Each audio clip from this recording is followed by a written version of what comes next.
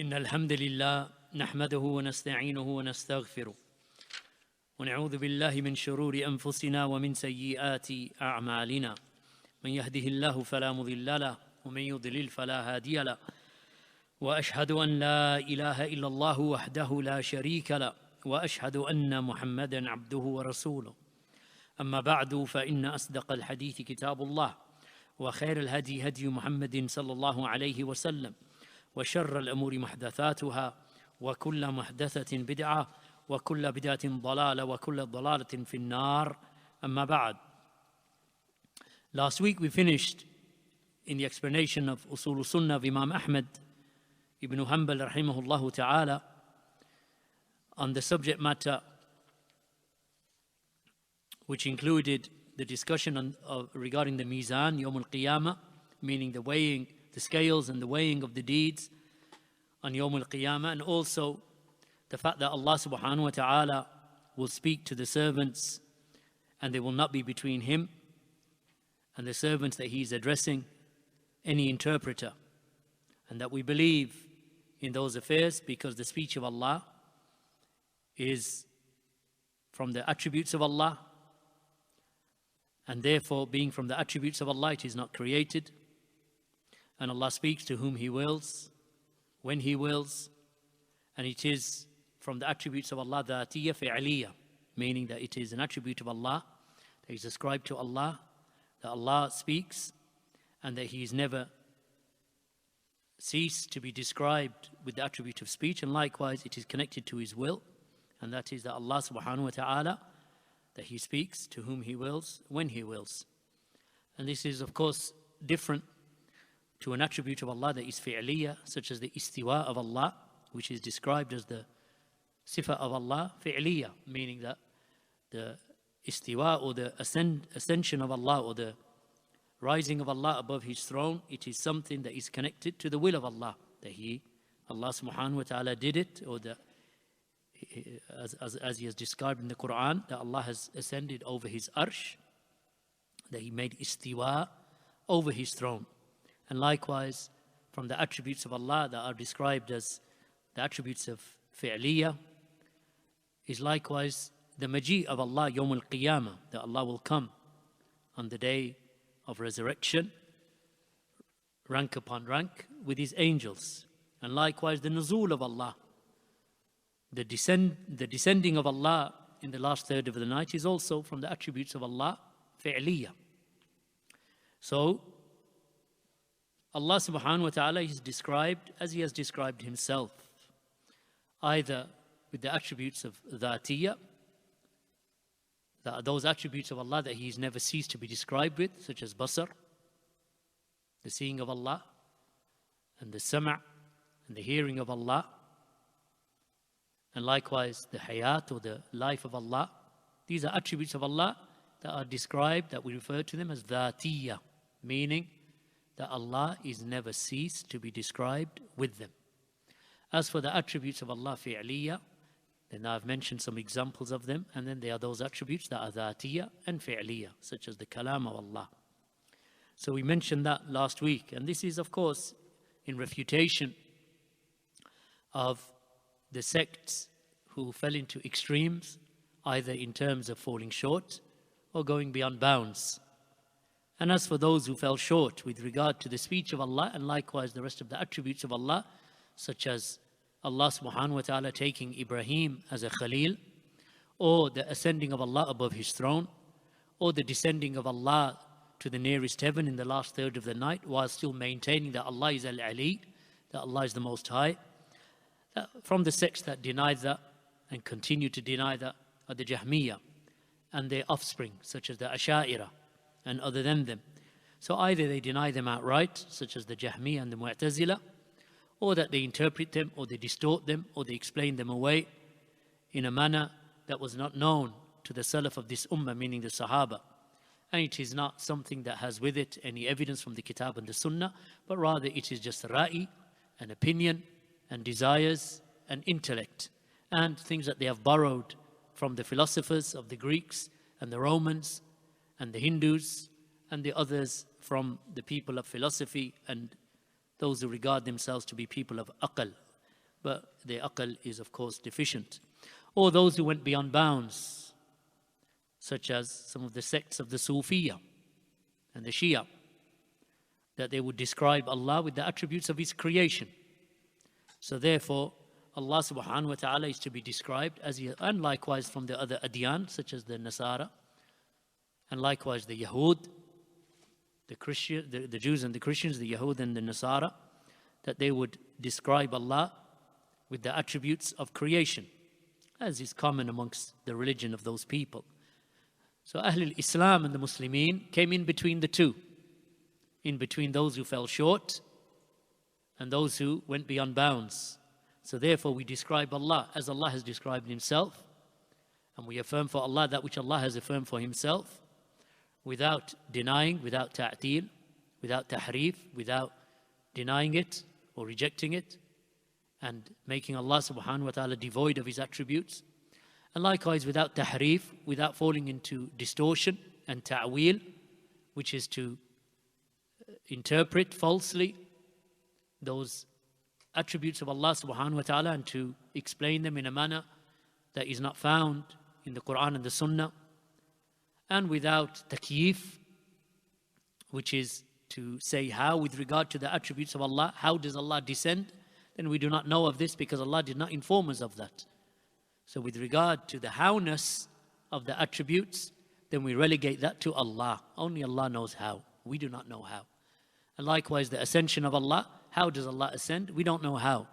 As in that famous statement from Imam Malik ibn Anas, Imam Darul Hijrah, Al-Istiwa Ma'loom, when he was asked the question, when the ayah was recited to him, Ar-Rahmanu ala al-Arsh istawa, that the most merciful has ascended over His throne.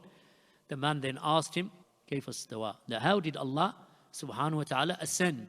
He said, Al-Istiwa Ma'loom, that the ascension of Allah over His creation or over the Arsh, it is something that is known.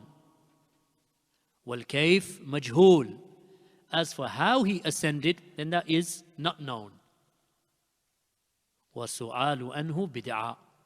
And to question it, and to question regarding it is an innovation. And then he recognized that this man was an innovator, and he exited him and threw him out of his dars, not to return. Because the question came from the direction of innovation to throw doubt into the minds of the people. So likewise with the speech of Allah, we accept with regard to the attributes of Allah that all of them are real.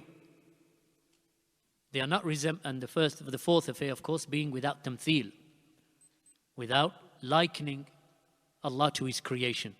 See, we don't say Allah's like Ishaq bin Ibrahim Rahuya, that he said regarding the attributes of Allah subhanahu wa ta'ala that there is no tashbih, that there is no resemblance between the attributes of Allah and the attributes of His creation. There is no resemblance between the two, and there is no likeness between the two. And there is nothing like unto Allah. لَيْسَ كَمِثْلِهِ شَيْءٍ وَهُوَ السَّمِيعُ الْبَصِيرُ. And He is the all-hearer and the all-seer. And then he said, resemblance is to say, the hand of Allah like my hand, or the hand of Allah like the hand of the creation, or the sight of Allah like my sight, or the hearing of Allah like my hearing. This is resemblance. And none of that is allowed for Allah subhanahu wa ta'ala. So we affirm for Allah in a real manner that Allah has real attributes that He is described with. They are not metaphors. They are not interpreted away. They are not distorted or denied or taken away from their apparent meaning. So all of the attributes of Allah are taken upon their real apparent meanings. Ala dhahiriha, as the Salaf would say.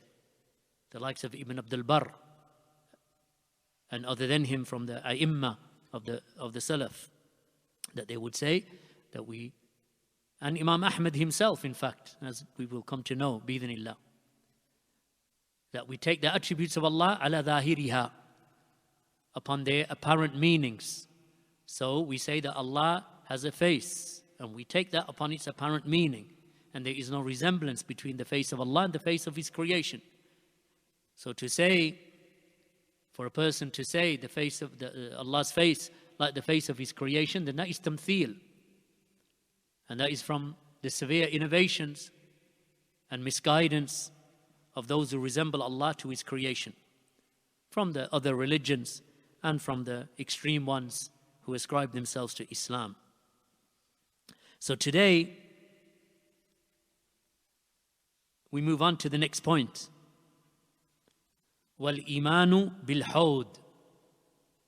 To have faith or to have iman in the hawd, meaning the lake of Allah's Messenger sallallahu alayhi wa sallam. وَأَنَّ لِرُسُولِ اللَّهِ صلى الله عليه وسلم حَوْدًا يوم القيامة. And for Allah's Messenger sallallahu alayhi wa sallam, there is a lake on the day of resurrection. تَرِدُ عَلَيْهَا أُمَّتُهُ. And his ummah will head towards it. عَرْضُهُ مِثْلُ طُولِهِ مَسِيرَةَ الشَّهْرِ. Its width, its width is like its length. And it is a month's journey. آنِيَتُهُ كَأَدَدِ النُّجُومِ السَّمَاءِ. Its vessels are as numerous as the stars in the sky. على ما صحت به الأخبار من غير وجه. In accordance with the authentic narrations concerning that from the numerous routes of transmission. So we believe in the Hawd, Yawm al-Qiyamah, my brothers and sisters. And if you see at the end of many of these statements of Imam Ahmad ibn Hanbal, where he establishes the Aqeedah of Ahlus Sunnati wal Jama'ah, he mentions at the end of them, وَالْإِيمَانُ بِهِ وَالتَّصْدِيقُ بِهِ. To have iman in that and to believe in its truthfulness. Here he mentions عَلَى مَا صَحَّتْ بِهِ الْأَخْبَارِ, in accordance with the authentic narrations. It's always about believing and having iman and affirming the truthfulness of the authentic narrations that come from Allah's Messenger sallallahu alayhi wasallam regarding every affair of religion. Shaykh Ahmed al-Najmi, in his explanation, he said that min al-akhbar, that from the news or the information and the narrations concerning the lake of Allah's Messenger sallallahu alayhi wasallam, is that which has been narrated by Bukhari from a group of the Sahaba radiyallahu anhum. From them Abu Hurraira, from them Asma bint Abi Bakr, and other than them radiyallahu anhum. And all of them, that they point towards the fact that for the Prophet sallallahu alaihi wasallam, that there is a lake from which the people will drink and the believers will head towards it, and the sinners from this ummah, Ahlul Fujur, that they will be turned away from it. And there is a particular group from the people of bid'ah and the sinners from the ummah that will be turned away from it, and we'll come to that inshallah. Nevertheless, you should know, my brothers and sisters, that over 20 companions of Allah's Messenger sallallahu alayhi wasallam in various wordings reported the ahadith of the Hawd, the hadith concerning the Hawd of Allah's Messenger sallallahu alayhi wasallam Yawm al-Qiyamah. From them is that narration reported by Imām al-Tirmidhi in his Sunnah that Shaykh al-Albani has authenticated. That Allah's Messenger sallallahu alayhi wasallam, he said, the distance between one side of the lake to the other side is like the distance between Sana'a and Medina, or between the distance between Medina and Amman. In a narration, that narration that I just mentioned is collected by Ibn Majah in his Sunan. Nevertheless, it is Sahih. The narration of Imam al-Tirmidhi, which is also Sahih, is that the Prophet sallallahu alaihi wasallam mentioned that for every single prophet there is a hawd, there is a lake. As occurs in this narration, he said, alayhi salatu wassalam, there is for every prophet a lake, and they will vie with one another as to which of them will have the greatest number coming to it. And I hope that I will have the greatest number coming to my lake. In another narration collected by Imam Muslim in his Sahih, from Abdullah ibn Amr ibn al-As radiyallahu anhuma, that the Prophet sallallahu alaihi wasallam said that my hawd is as wide as a month's journey, and its sides are equal. Its water is whiter than silver, its odor more fragrant than musk, its vessels more numerous than the stars in the sky. And whatever and whomsoever drinks from it will never be thirsty again. And in a narration also by Imam Muslim, its vessels will be of gold and silver more numerous than the stars in the sky.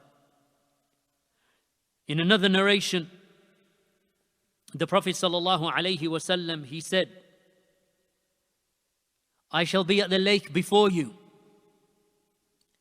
and I will appeal for some people, but then I will have to yield. And I will say, my Lord, Rabbi, my companions, Ashabi. He will call upon Allah because the people will be turned away. He will call upon his Lord and say, my companions, in a narration, ummati, ummati, my ummah, my ummah. And it will be said to him, you know not what innovations they introduced after you. The hadith collected by Imam Muslim in his Sahih. Anas radiallahu anhu said that Allah's Messenger sallallahu alayhi wasallam fell asleep whilst he was among us. And then he awoke smiling. And we said to him, what has caused you to smile? So he replied, a surah that was revealed to me. And then he recited, Inna a'ataynaka al-kawthar. Indeed, we have bestowed upon you, O Prophet, al-kawthar.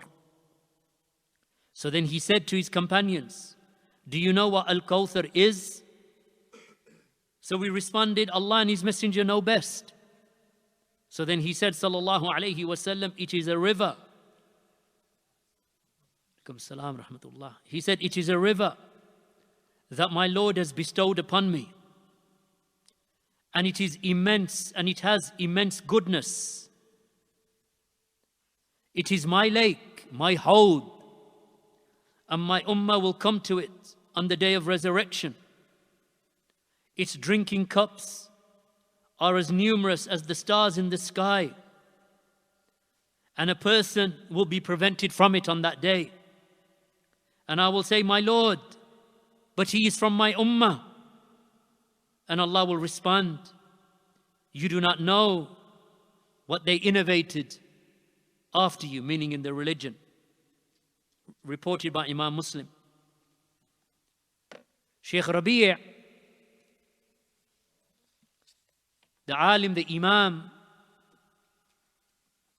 of Ahlul Sunnati wal Jama'ah of this time, or from among them, he said in his explanation, he said that there will be people who will be turned away from the hawd of Allah's Messenger sallallahu alayhi wasallam. وَهُمْ الْمُرْتَدُّونَ. They are the apostates, Ahlul Riddah. They are those who apostated from the religion of Al-Islam. So on that day they will pretend that they are still Muslim.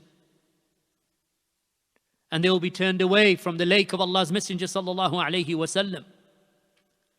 And along with them, Ahlul Bid'ah, the people of innovation, will be turned away. As has been mentioned by Imam al-Qurtubi and others. Imam al-Qurtubi in At-Tadhkir, and also Ibn Abdul Barr in At-Tamheed, and also Imam al-Nawawi in his Sharh of Imam al-Nawawi upon Sahih Muslim, and also Fathul Bari of Ibn Hajar and others. And there are some narrations that indicate that Ahlul Bid'ah will be turned away. Just as the Prophet ﷺ said that there will be two sects that will not be allowed to drink from my hawd Yawm al-Qiyamah. And he mentioned the Murji'ah and the Qadariyah. So it is clear that there will be people, and that narration has been authenticated by Shaykh al-Albani and others in as-Sahihah, that people will be turned away from the hawd of Allah's Messenger ﷺ. Either they will be murtaddun, there will be apostates who turned upon their heels, as there occurs in one of the narrations. You do not know that they changed from their religion and they turned upon their heels, as occurs in a narration. So they are Ahlul Ridda, the apostates who leave Islam. They will not be able to change their mind or to pretend on Yawm al-Qiyamah. And likewise Ahlul Bid'ah. Imam al-Qurtubi mentions such as the Mu'tazila and the Khawarij and the Rawafid and the Qadariyah and other than them from Ahlul Bid'ah, that they will be turned away. And that's why there occurs at the end of some of those narrations that the Prophet ﷺ will say when they are turned away, and he is given the reason as to why they are being turned away from the hawd, he will say, away with them. Let them be away. He doesn't want them near him, sallallahu alayhi wasallam. So then Shaykh al-Albani mentions that Ibn Hajar, that he cited some words from Imam al-Bukhari. That Imam al-Bukhari, he said that the intent are those who are pushed away from his hawd, from his lake. And Allah's Messenger sallallahu alayhi wasallam said regarding them, ashabi, ashabi, my companions, my companions. So he said, meaning Imam al-Bukhari, he said, they are Ahlul Ridda. They are the people of apostasy, meaning that they apostated, that they accepted Islam and then they apostated, such as those who apostated in the time of Abu Bakr after the death of Allah's Messenger sallallahu alayhi wasallam, that they turned away from Islam and they apostated. So Abu Bakr, he took an army against them. So it refers to them also. So they embraced Islam and then they apostated from the people of the tribes, from some of the tribes. And likewise, enter into them also Ahlul Bid'ah, as Shaykh Rabi has mentioned. And that statement by Imam al-Bukhari, rahimahullah ta'ala, that they are Ahlul Ridda, then Imam al-Bukhari has mentioned that in the Sahih of Imam al-Bukhari. Now, after the hadith number 3447, that it refers to them. And then he mentions from Abu Abdullah, from Qabisa, that he said that they are murtaddun. They are those who apostated. They are apostates. Alladhina irtaddu. Those who apostated during the time of Abu Bakr as-Siddiq radiyallahu anhu. And Abu Bakr, he fought against them. Abu Bakr, he took an army against them and fought against them. And likewise, enter into the same groups of people who will be turned, even though they are Muslim, Ahlul Bid'ah in general, if they fall into the 72 sects, that they are Muslim, but they are still turned away from the lake of Allah's Messenger sallallahu alaihi wasallam. Why is that? Because of the fact that they innovated after Allah's Messenger sallallahu alaihi wasallam, Ahlul Bid'ah, that they are those who innovate into the religion after Allah's Messenger sallallahu alaihi wasallam. Why are they turned away from the lake and from drinking from that lake? Because they changed the religion of Allah. They entered into it that which is not from the religion. So this hadith also applies to them. This hadith also applies to Ahlul Bid'ah. And likewise, because from what is apparent from the wording of the hadith, is that the Prophet sallallahu alaihi wasallam himself, he was informed, you do not know what they innovated after you. So therefore, this is our position with regard to the hold of Allah's Messenger sallallahu alaihi wasallam, that it is real. It is not a metaphor for something. We believe that there will be a lake, a physical lake, and that the people will drink from it using the vessels that Allah provides for them, made out of gold and silver. And this is one of the reasons, of course, that we do not drink from vessels of gold and silver in this life, as the Prophet sallallahu alaihi wasallam stated. That whomsoever drinks from the vessels of gold and silver, that he will not be given them Yawm al-Qiyamah. In the hereafter, there is no, the whomsoever drinks from them in this life, he will not be able to drink from them in the hereafter. So gold and silver is not to be drunk from, neither for males and nor for females in the life of this world. But rather the drinking from gold and silver vessels is for drinking from in the hereafter. Barakallahu feekum. The next point that he mentions, inshallah, I'm not going to enter into it today because that's a chapter in itself, and that is regarding the iman wal imanu bi adhab al-qabr, the belief in the adhab al-qabr. Now when you look through usool sunnah of Imam Ahmad ibn Hanbal, one thing that you notice is that almost every single point, that though there is an affirmation of a point of Aqidah, there is also a refutation of Ahlul Bid'ah. Because in all of these points, there were groups of Ahlul Bid'ah in the time of Imam Ahmad, whether they be Khawarij or Rawafid, the Rafida, or the Khawarij, or the Mu'tazila, or the Jahmiya, or the Kullabiyya, because Abdullah ibn Kullab is from the era of Imam Ahmad, and Imam Ahmad refuted him. Those who the modern day Asha'ira, their Aqidah is ascribed to Ibn Kullab, though they tried to ascribe it to Al-Ash'ari, who came a century later. But actually, the ideas that Abu Hassan al-Ash'ari rahimahullah was upon up until he repented, that he had taken them from his stepfather Al-Jubai, and they were the teachings of the Mu'tazila. And then after he abandoned the teachings of his Mu'tazili stepfather, then he embraced the teachings of Abdullah ibn Kullab, who was refuted and warned against by Imam Ahmad ibn Hanbal. But the point here being that all of these points of Imam Ahmad, point by point, is an affirmation of the creed of Ahlul Sunnah and a refutation of Ahlul Bid'ah. So he refutes the Murji'ah, he also refutes the Mu'tazila, the Jahmiya, he refutes also the Qadariyya, also the Jabriyya. He refutes all of the sects, the major sects that were present in his time. And likewise the Aqlaniyun, who are in essence the Mu'tazila, those who give precedence to the Aql over the Naql. And this is why constantly throughout, he talks about wal imanu bihi wa tasdiqu bihi. Or he will say, as the akhbar have narrated to us, or as the akhbar have come to us through authentic chains of narration, because that's the madhab of Ahlul Sunnah, Ahlul Hadith. That's our madhab, the hadith of Allah's Messenger sallallahu alayhi wa sallam. So likewise, when we move into the topic of the adhab al-qabr, then likewise he takes the same approach. Why? Because they are people who deny the punishment of the grave and the pleasures of the grave, because they say that when you open up the grave, you don't see people being punished. All you see is bones and skeletons. You just see skeletal remains. So people, even in the time of Imam Ahmad, this is not a modern day, ideology that wasn't there previously. All they've done is revamped it, repackaged it, and put it out to your children. So they go to school now and they're told, well, when you die, your body just rots and there's nothing more than that.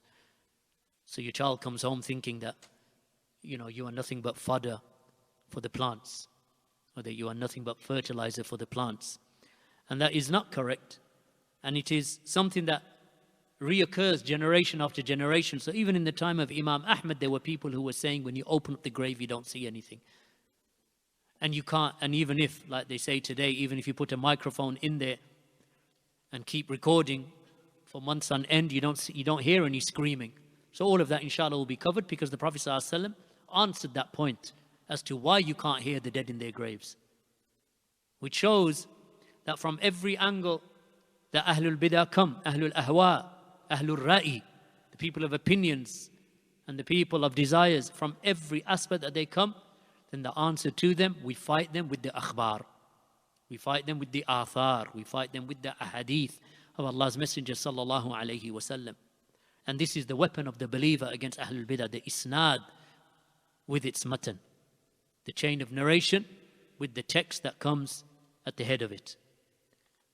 And this is why the likes of these books and the people say, all you do is refute. Then the whole of usool Sunnah is affirmation of the Aqidah and refutation of Ahlul Bidah, the whole of the book. Likewise, the rest of the books of Aqidah that myself and my brothers from Ahlul Sunnah or Salafiyah have been teaching over the decades from our brothers in the West. Barakallahu feekum. And upon that note, inshallah, we'll conclude for today. Wa jazakumullahu khairan. Wa subhanakallahumma wa bihamdika ashhadu an la ilaha illa anta astaghfiruka wa atubu ilayk.